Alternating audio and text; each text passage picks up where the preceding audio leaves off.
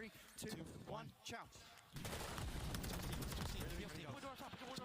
Later, the refs will be dealing with that. I thought that was so funny. They're like 3, 2, 1, chow, all die. But I'm just gonna give my quick thoughts on the Friday matches before we head into Saturday matches in an hour.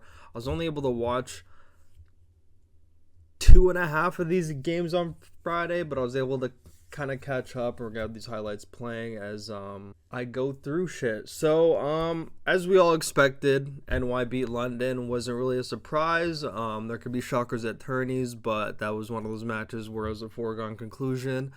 Still, as I said before, I think the format's bad, that a team could just like show up, play one game, and they're already gone. London playing a very good team in their first match with no warm-up. NYS already played a game. I mean, granted, they're scrimming against each other, but it's a completely different warming up on stage with the crowd watching, no matter how you are to it. But that one was a foregone conclusion. And then my bracket got busted in the Boston-Seattle match. That very questionable streak from MACK in Game 4. I'm pretty sure you guys have like seen all the clips and such. Obviously, just completely mind blown how that even happened. Was not his fault whatsoever. It's clearly the game really fucked him over there, and I feel like they would have won that if not. And also in that map, I'm actually gonna try to bring it up. So you're gonna see Vivid dies here, and they kill number 2 off the hill. So Seattle has full control. Number 3, number 4 are in the back, and we say squad spawns aren't in this game, but let's be real, they still are. So, if the game makes sense, number 1 and number 2 should be spawning where 3 and 4 are, 100%. There should be no way beyond that. There should not be spawns behind. They should all be spawning right there if the game makes sense. And also, the game also tries to spawn you somewhat near the hill. So technically speaking, even in the fucked up spawn era that we're in right now, it would not be spawning you back here because you'd be further away from the hill. It'd be spawning you closer to the hill, and also spawn you where your teammates are. So all the logic in spawns means that number 1 and number 2 should spawn there. So, number 1 spawns behind. Don't know why. Makes no sense. Even though they killed 3 and 4, they should still be spawning there. So, number 1 spawns there, but number 2 spawns in the back. How does that make any sense? Makes 0 sense, actually. That's why. He's the only one that spawned there, too. You see, everybody else spawns there except for number 1. And the fact that number 1 spawned there, he's able to get a kill and completely disrupt the spawn trap. So that fucks everything up. See, he literally gets a nade kill. If all of them spawn in the back, Seattle punishes them and also gets rotation for the next as well. But that one spawn from Vivid fucked everything up, and now all of them are spawning in the back now because Boston was able to break. So even just that play, if that play completely changed, and then the rest of the game goes on as normal, max streak means nothing because they would have already had enough points to win the game. So that spawn, that's why I say this map should be gone in all 3 game modes, but such is life. And then, I mean, obviously there's no point to even go over the London NYSL game. We already knew that one was going to end the way it was, but also another game we knew was going to end the way it was LA Thieves and Florida. I didn't really pay much attention to this. I kind of just had it on and was watching it, but I wasn't giving it any deep analysis because, you know, there's just those games where you just know. It's literally just one of those games where you just know the conclusion. Florida made that faded roster change. I was thinking about it the other day. I'm like, Brock must be sitting there. When he heard the roster change was happening and it was him, he must have been like, what the fuck? Like, he must have been like fucking LeBron when like the ref didn't fucking call that foul in the Celtics game. Just like, you know, just like, oh my God, like faded. So we already knew they were going to get shit on. They lost the hard point. They lost the S&D. They lost the controls. A quick 3-0. Like, not even the crowd could get hyped for this game because there's just like a foregone conclusion. You would think, if anything, Mutineers would win the S&D, but I think, wait, let's actually look at the vetoes because that actually probably play, because I feel like if it's any other map besides Fortress, like, so if you're a team who so I don't even know why Florida banned Hotel. So if you're a team who's very good at S&D, we even saw the same thing with Legion. I don't even think they won that S&D.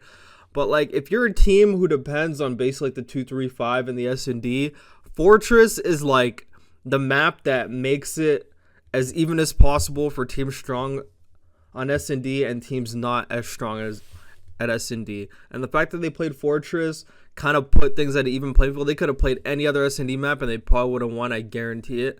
I would have just played Hotel. You just got to veto Fortress. You can't play Fortress. I wouldn't mind it if they played it for Control. They even veto it for Control. Like, that's a map where, like, Florida just had to, like, I feel like Florida, knowing that they're probably going to lose every respawn, don't play Fortress S&D, but play Fortress Control. Because even though it's a Fugaze, like, defense thing, that's, like, the map you probably had the best chance on to win Control. If you're playing, like, an even playing field map where it's, like, better team wins, they're going to lose to LA Thieves every time, especially with this new roster change. So if they played a different S&D map for map 2 and they played Fortress Control, I'm not saying they would have won Fortress Control, but they would have had a way better chance, in my opinion. But not even the crowd could get hyped for this match. Like, it was just like everybody and their mama and their granddaughter and their grandson and their uncles and nieces, they all knew this game was over before it even started. So I'm not even gonna watch the rest of this. This is actually like almost sad. Yeah, we're gonna go to the next one. Oh, I was only able to watch like the first map of this before I had to go to my second job, which I work like 2-3 times a week. Completely off topic. But I thought Vegas was gonna pull this out because like everyone's just rooting for like the underdog on land, so I thought they're gonna get that crowd buff, honestly. So I thought they'd be able to pull like a game 5er, but LAG, I assume, just held their composure and was able to beat them in game 5. I kind of want to see the vetoes. RCDs broke the kill record on this map and dropped 42, and this is like a casual 42 where like I think everyone was like, oh wait, oh wow, he had 40. Like, wow, it was honestly like that kind of deal.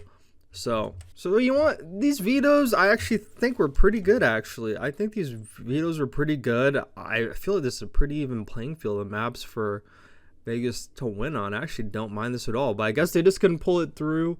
We really need to see more consistency out of TJ and Pro Loop, because they have their good games, they have their bad games, but they're not like super consistent in like a good way. Like if one's frying like the other's not. Like a lot of the times both of them are just like not playing well.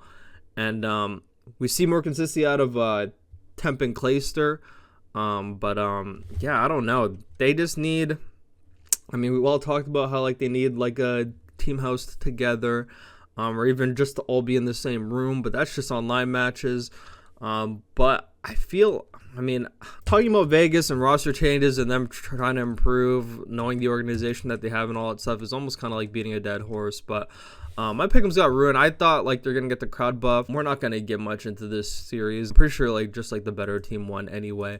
I was just thinking having the crowd on their side, they would be able to pull through, and we even like see Temp and Clayster doing their thing again. I kind of feel like SMG should be doing better on this map than ARs, but I mean, this is kind of an AR map at the same time. The SMG is just not doing that much for Vegas. But it went to El Asilo game 5, which I actually thought, even without watching, I thought it'd be something that they win. But I mean, I guess they just got smoked on this map.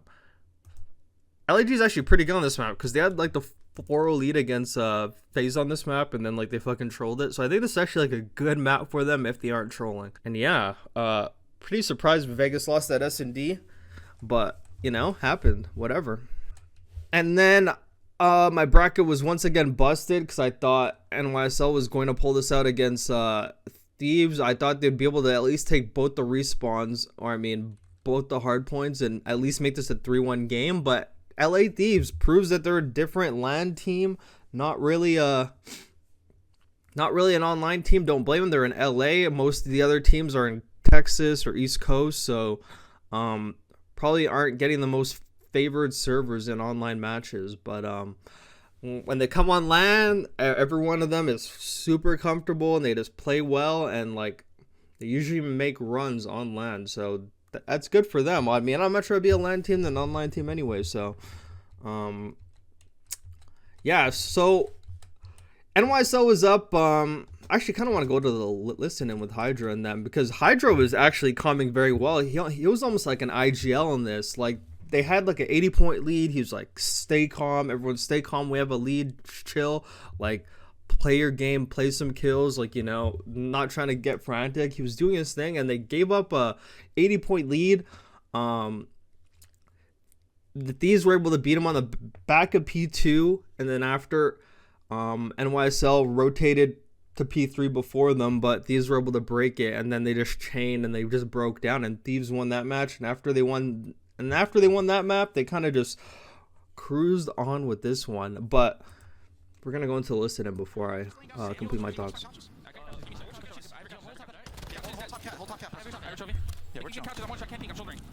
Yeah, my dart. I'll check out captures. I'll watch captures. Yeah, captures. I'm getting within. Yeah, he came into the top cap. I'm watching it. Right now. He's weak. No, he's wood in behind the desk. Behind the desk. They're gonna be count you. Get it. They shouldn't be spawning in the kitchen. Actually, he can be on me. I have your dubs. Okay. Watch my connector. Dubs. He's out. Chairs before. Chairs back. P2. Give us two chairs. Watch out. Yo, we have a lead. Slow down. Yeah, nice, bro. Good shit. I hear it's ball left. They might fuck up here. Nice. Yeah, watch over you guys. You guys can go. You need to lobby done. Nice for one. One more. Missing Sam. Yo, yeah, deep. He's laying down. He pushed it across. He got me the hole. Yeah, in the back. Just the last one secret. Just down. Fuck the hill. Play kills.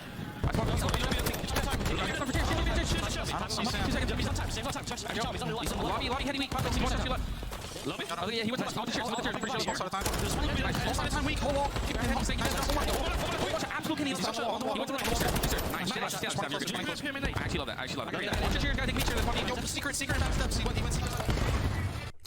So these were able to hold the majority of that one. Great hold on P2. NYSL has controlled P3. Thieves is able to break them out and take that time.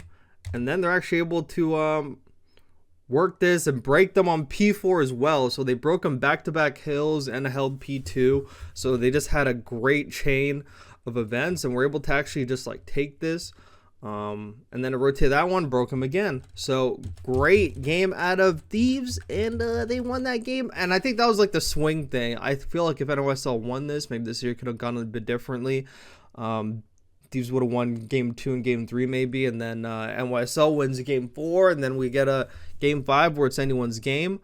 Yeah, I didn't even watch the S&D either because I wasn't here for this. I was at my second job for this one, but not gonna break down the analysis on that one. I'm just assuming they rode the momentum train. Draza having a great map. Ellis Hill is a pretty back and forth map, I guess, except for when fucking Los Angeles Guerrillas play. But like, I think every other team just trades rounds, and then near the end of the game it gets and then one team's able to break away at the end. I feel like that's how that map goes most of the time. And then Thieves outslaying them. But the most impressive part about this is that we already know Hydra's like the undisputed best player in the game at the moment, and like it's crazy even seeing his stats going on COD League and going through the stats. Even when they lose a series, even when it's a bad series, he's always like positive or even overall KD in the series. And obviously KD doesn't always tell the complete story of like what you're doing on the map or how you're playing, but it's crazy to see how consistent he is in this game and how much he just does not have bad games. It's really impressive, and he's an SMG too, so like sometimes you could get put in an AR blender, but he just makes it happen all the time. Just such a good player, might end up being like the MVP of the season. I mean, like we'll see what the trajectory is on that one, but these are able to 3-0 them, and we're going to go to quick predictions for these Saturday matches, and then yeah, I'll be on my way.